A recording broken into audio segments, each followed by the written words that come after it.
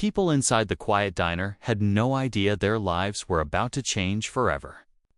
They didn't know that a broken father, a brave little girl, and a dog with an extraordinary gift would collide in a moment that would rewrite everything they thought they understood about fear, hope, and fate. But that moment was coming. And when it arrived, nothing would ever be the same again. Officer Daniel Hayes sat alone in a rusty turquoise booth, gripping a picture of his missing son so tightly the curled edges cut into his palm. His uniform was dusty, wrinkled, stained with hours of panic-driven searching. Daniel hadn't slept in almost 2 days, and every dead-end lead had torn another piece from his heart. I share new stories here every day, and I would really appreciate it if you hit subscribe and liked my video. Now, let's jump back into my story.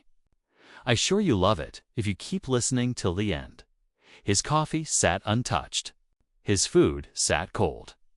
His hopes sat on life support. "Where are you, buddy?" he whispered to the picture, staring at the smiling 8-year-old boy he hadn't seen since the Amber Alert went out. The diner hummed with the sound of an old refrigerator and a country song no one was really listening to. Daniel rubbed a hand across his eyes, feeling himself unravel. He'd searched parks, alleys, abandoned buildings, every inch of the outskirts. Nothing. No clue. No witness. No miracle. And then the diner door chimed. A small silhouette appeared, backlit by sunlight.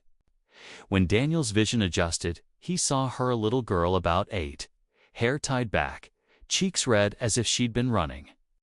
And beside her stood a massive German shepherd, tall, calm.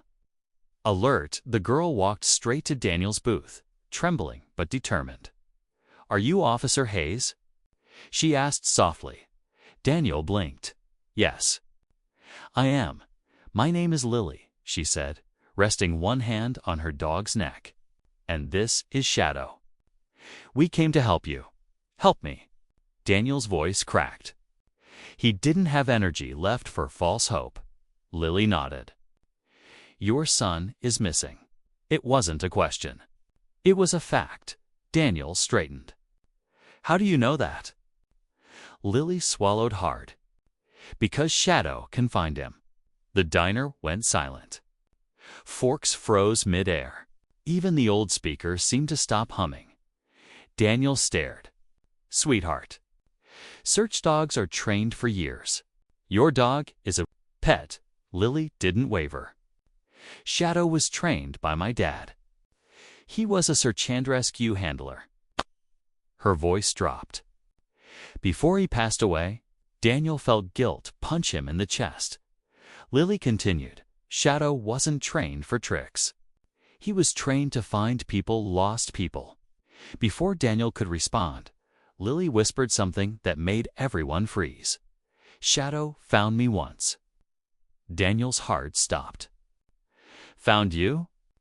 "When I was taken," she whispered. "He tracked me down, even though the man who grabbed me tried to mask my scent." "Shadow didn't track my smell. He tracked my fear." Shadow's ears twitched. His eyes locked on Daniel with an intelligence that sent chills racing down the officer's spine.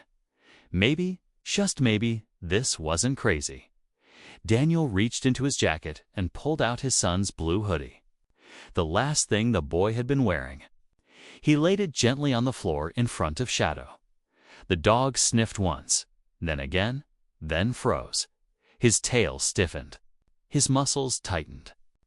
A deep rumble vibrated from his chest. He picked up the trail. Lily whispered. Suddenly, Shadow lunged toward the diner door, barking sharply, claws scraping the floor. He spun back toward them, demanding to be followed. Daniel jumped up, adrenaline exploding in his chest. "Open the door," he shouted. The waitress flung it open. Shadow bolted outside. Lily grabbed Daniel's hand. "Hurry. He knows where your son is." And for the first time in 2 days, Officer Daniel Hayes ran with hope instead of fear. Shadow shot across the empty parking lot like he had been launched from pure instinct. His nose stayed glued to the ground, muscles rippling beneath his thick fur as he followed an invisible trail only he could see. Lily sprinted behind him, small legs moving faster than Daniel thought possible.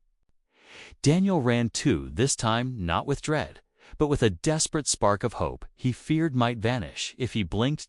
Shadow led them off the main road, weaving between buildings and darting down a narrow alley. The dog growled deep in his chest as he picked up speed. "He's on to something," Lily gasped, breathless. The alley spat them out into a large, overgrown field. Weeds brushed against Daniel's legs as he ran, his heart pounding like a war drum. Shadow tore through the field until he skidded to a stop, nose pressed to the dirt. Daniel nearly crashed into him. The dog inhaled, sniffed again, then growled low. "Dangerous. What is it?" Daniel asked. Shadow stepped toward a stack of old scrap tires piled against a rusted fence. He sniffed, then barked sharply. Officers who had responded to Daniel's call finally arrived.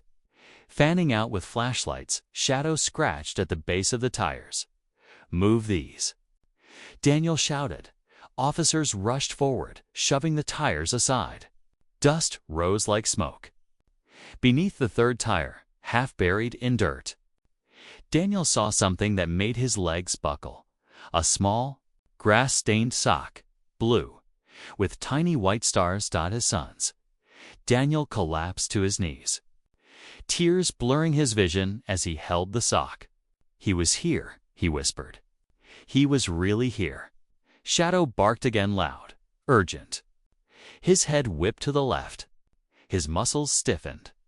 His ears rotated like radar. "He found another trail," Lily said. "He's not done." Shadow spun and bolted, racing along the fence line. Officers followed as he led them to a dirt road behind the field. Tire tracks. Fresh ones. The trail pointed toward the abandoned industrial district. Shadow darted into the darkness between silent metal warehouses. His bark echoed like a warning. Inside the first warehouse, everything smelled of rust and oil. Rows of broken equipment, dusty shelves, old crates. But Shadow didn't falter. He sniffed the concrete floor, tail rigid, guiding them through a narrow corridor. Suddenly, he stopped at a rusted metal door. He growled deep, trembling, urgent.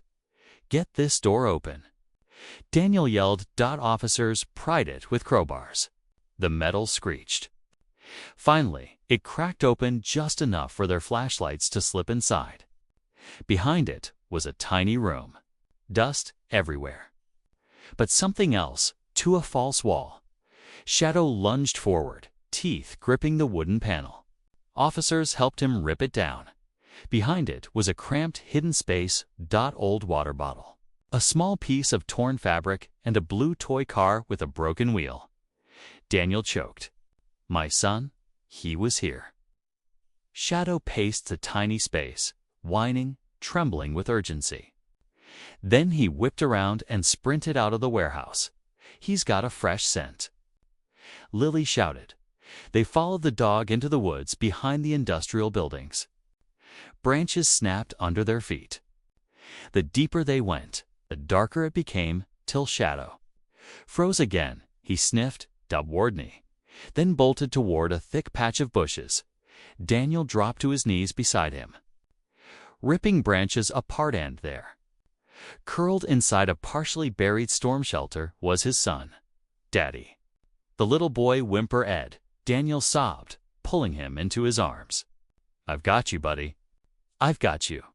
Shadow leaned in, licking the child's cheek gently. Lily cried softly behind them. But the moment wasn't over. A twig snapped. A silhouette fled between the trees. The kidnapper. Officer Parker shouted. Shadow launched forward like lightning. The man sprinted wildly, but Shadow slammed him down, pinning him until officers cuffed him. Daniel held his son tighter. Lily hugged Shadow proudly.